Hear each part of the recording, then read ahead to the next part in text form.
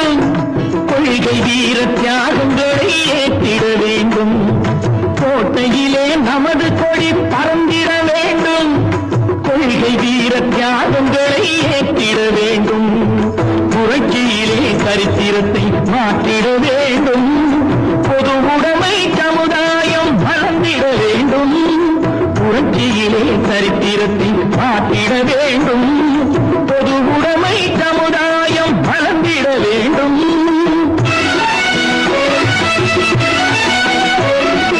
கண் கவரும் கலைகள் எல்லாம் வளர்ந்தது இங்கே, களங்கமுள்ள பகைவராலே தாழ்ந்தது இங்கே. நீதியோடு